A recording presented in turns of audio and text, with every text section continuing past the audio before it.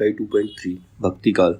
इसके क्वेश्चंस हैं। पहला क्वेश्चन, जेही पंखी के नियर होई कहे बिरह के बात, सोई पंखी जाई जरी तरीवर होई निपात। इस दोहे में अतियुक्ति है, लेकिन यह संवेदना अभिव्यक्ति के रूप में है। मतलब ऑप्शन दे रखे संवेदना अभिव्यक्ति के रूप में है, परिणाम निर्देश के रूप में है, केवल ऊहात्मक पद्धति के निर्वाह के लिए है, या अभिधात्मक अर्थबोध के लिए। तो उसका आंसर है ये जो दोहा है ये संवेदना अभिव्यक्ति के लिए है। किसी के प्रति संवेदनशील होता है व्यक्ति, वो अभिव्यक्ति जो है वही इसके अंदर है। क्वेश्चन नंबर 2, नंददास के बारे में रामचंद्र शुक्ल के क्या विचार थे? इनकी रचना बड़ी सरस और मधुर है, ये नहीं है। कृष्ण की रास लीला का अनुप्रासादी युक्त साहित्यिक भाषा में विस्तार के साथ वर्णन है, ये सही है। उनकी रचना रास पंचाध्यायी सोरठा छंद में लिखी गई है, ये भी सही है। मतलब बी और सी इसका आंसर है। नंददास के बारे में रामचंद्र शुक्ल के जो विचार थे, एक तो ये था कि कृष्ण की रास लीला का अनुप्रासादी युक्त साहित्यिक भाषा में विस्तार के साथ वर्णन है, और दूसरा इनकी रचना रास पंचाध्यायी सोरठा छंद में लिखी गई।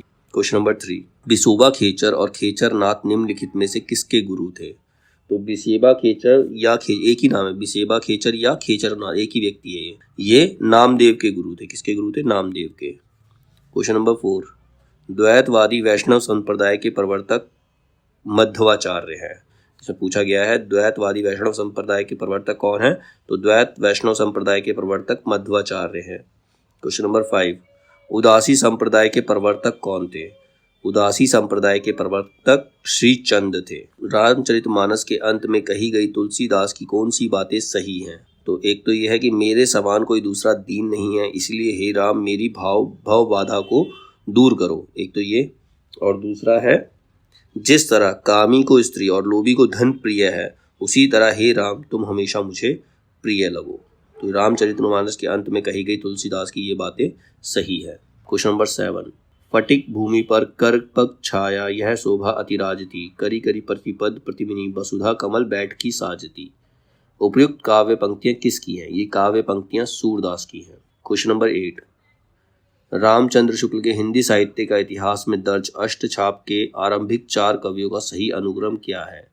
अष्टछाप के 4 आरंभिक कवियों का सही अनुक्रम, सही अनुक्रम है पहले सूरदास, फिर नंददास, फिर कृष्णदास, उसके बाद परमानंद दास। सूरदास, नंददास, कृष्णदास और परमानंद दास, ये इसका सही सीक्वेंस है। क्वेश्चन नंबर 9, सुखिया सब संसार है खावे और सोवे, दुखिया दास कबीर है जागे और रोवे। इस कविता के सही प्रतिपाद्य क्या है? मतलब सही मीनिंग क्या है?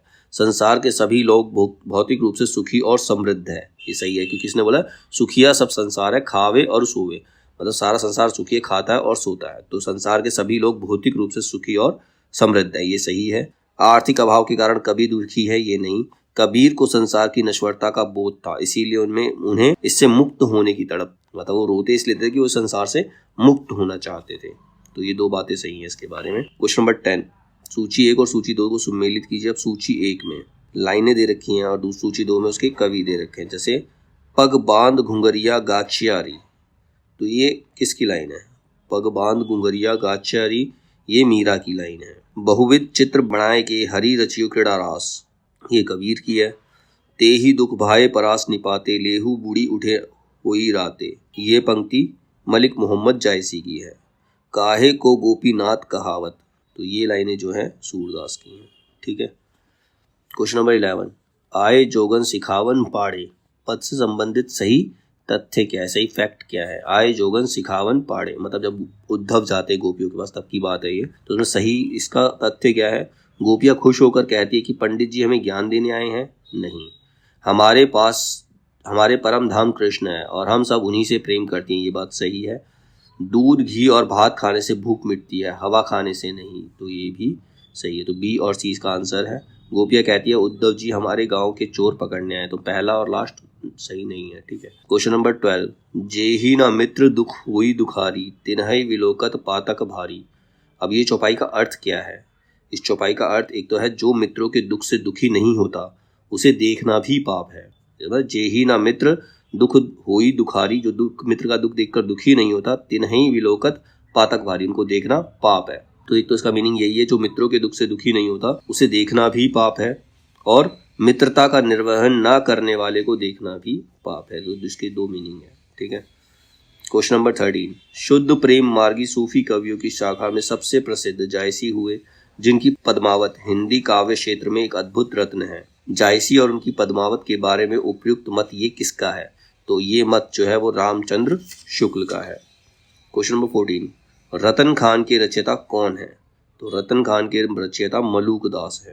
क्वेश्चन नंबर 15, सुफल जन्म मोह के गुरु कीना, दुख विसार सुख अंतर दीना, ज्ञान दान मोह को गुरु दीना, राम नाम बिन जीवन हीना। उपयुक्त काव्य पंक्तियों के रचयिता कौन है? तो इन काव्य पंक्तियों के रचयिता है नामदेव। क्वेश्चन नंबर 16, आयो घोष व्यापारी, लादी खेप गुण ज्ञान जो की ब्रज में आए उतारी, फाटक देकर हाटक मांगत भारे निपट सुधारी। उपयुक्त प्रयुक्त फाटक शब्द का अर्थ क्या है? ये उसी का उद्धव के बारे में ही बताया गया है। तो फाटक शब्द का इसमें अर्थ क्या बताया गया है? लादी खेप गुण ज्ञान जोग की ब्रज में आए उतारी, फाटक देकर हाटक मांगत भारे निपट सुधारी। तो इसमें अनाज फटकने वाला जो होता है, जिससे छाछ बोलते हैं हम आम भाषा के अंदर, अनाज फटकने से निकला हुआ जो घुन का खाया हुआ अन्न होता है, जो मतलब जो सही दाने नहीं होते, वो अनाज फटकने के बाद निकला हुआ कदन, उसका फाटक का अर्थ है। ठीक है। क्वेश्चन नंबर 17, चौरसिया के खेल मेरे जुग मिलन की आस, नर्द अकेली रह गई रे नहीं जीवन की आस हो। कबीर की इस पंक्ति में नर्द शब्द का अर्थ क्या है? कबीर की इस पंक्ति में नर्द शब्द का अर्थ है गोटी। चौपड़िया खेल मतलब जो लूडो का खेल होता है, एक तरह से चौसर बोलते थे इसको पहले पुराने जमाने में, तो उसमें गोटी जो होती थी उसी को नर्द कहा है। क्वेश्चन नंबर 18, नैन चुहई जस महवट नीरू, नागमती वियोग खंड की इस पंक्ति में महवट का सही अर्थ क्या है? तो इसमें महवट का जो सटीक अर्थ है वो है माघ की झड़ी। क्वेश्चन नंबर 19, भ्रमर गीत पदों में गोपियां उद्धव को इन वचनों से संबोधित करती है। कौन कौन से वचनों से संबोधित करते हैं? जोग सिखावन पांडे, ये सही है, इसके नाम से जो उन्होंने उनको संबोधित किया था। ज्ञान को महल नहीं, मधुकर मधुमत वारे, तो इसके नाम से भी ये भी सही है, मधुकर मधुमत वारे। घोष बड़ो व्यापारी, ये भी सही है। तो उनको 3 नामों से वो संबोधित करती है, जोग शिखावन पांडे, मधुकर मधुमत मतवारे और घोष बड़ो व्यापारी। क्वेश्चन नंबर 20, सूची 1 और सूची 2 का मिलान करना है। सूची 1 में संप्रदाय का नाम दे रखा है और दूसरे में प्रवर्तक दे रखा है। तो श्री संप्रदाय के प्रवर्तक कौन है? रामानुजाचार्य। श्री संप्रदाय के प्रवर्तक है रामानुजाचार्य। ब्रह्म संप्रदाय के प्रवर्तक है मध्वाचार्य। रुद्र संप्रदाय के प्रवर्तक है विष्णु स्वामी और सनकादि संप्रदाय के प्रवर्तक है निम्बार्काचार्य। क्वेश्चन नंबर 21, लोग कबीर आदि भक्तों को ज्ञान आश्रय निर्गुनिया आदि कहते हैं। वे प्राय भूल जाते हैं कि निर्गुनिया होकर भी कबीरदास भक्त हैं और उनके राम वेदांतियों के भ्रम की अपेक्षा भक्तों के भगवान अधिक है। ये कथन किसका है? तो ये कथन आचार्य हजारी प्रसाद द्विवेदी का है। क्वेश्चन नंबर 22, सूरदास का पद आयो घोष बड़ो व्यापारी किसकी ओर संकेत करता है? तो ये उद्धव की लाइन है, आयो घोष बड़ो व्यापारी, तो ये उद्धव को संकेतित करता है। ठीक है। क्वेश्चन नंबर 23, निम्नलिखित कथनों के आधार पर उपयुक्त विकल्प चुनिए। प्रभु जी तुम चंदन हम पानी की रचना रैदास द्वारा की गई, ये सही है। प्रभु जी तुम चंदन हम पानी की रचना रैदास द्वारा की गई, सही है। कबीर परिचय में अनंतदास के कबीर के व्यक्तित्व और जीवनी से संबंधित तथ्यों का उल्लेख किया गया है, ये भी सही है। जम्बनाथ का जन्म तालवा यानी कि बीकानेर में हुआ, ये सही नहीं है। अलख दरीबा का संबंध निरंजनी संप्रदाय से था, ये भी गलत है। दादू की समग्र रचनाओं को अंगवधु शीर्षक के संत रज्जब से संकलित किया, ये सही है। ठीक है। क्वेश्चन नंबर 24, एक रूप हिंदू तुर्क दूजी दशा न कोई, मन की द्विधा मानकर भय 102।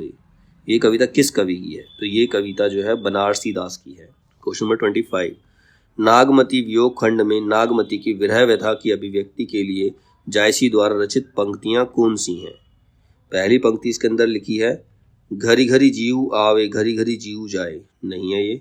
पाहन जरी होई सब चूना, ये भी नहीं है। रकत आंसू घूची बनबाई, ये सही है। हृदय पैठी विरह कंठ नसा, ये भी सही है। सहज सहज दुख एक एक सांसा, ये सही है। तो लास्ट की जो 3 है 3, 4 और 5, ये सही विकल्प है।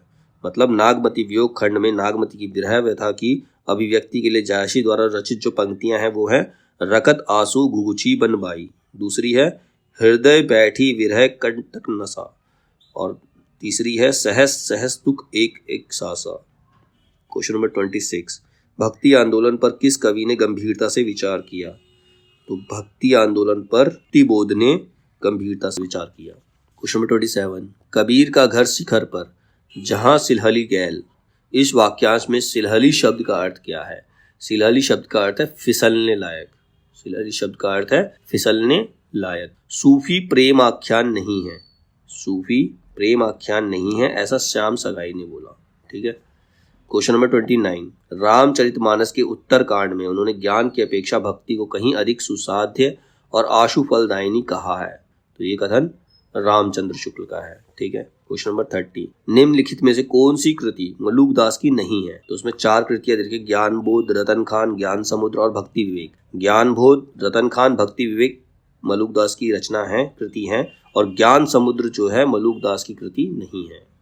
क्वेश्चन नंबर 31, लोक लाज कुल श्रृंखला तजी मीरा गिरधर भाजी, सुदृश गोपिका प्रेम प्रगट कल जुगाही दिखायो, मीरा बाई विषयक छप्पे की उक्त पंक्तियां कहाँ से उद्धृत हैं? तो ये पंक्तियां जो हैं भक्तमाल से उद्धृत हैं।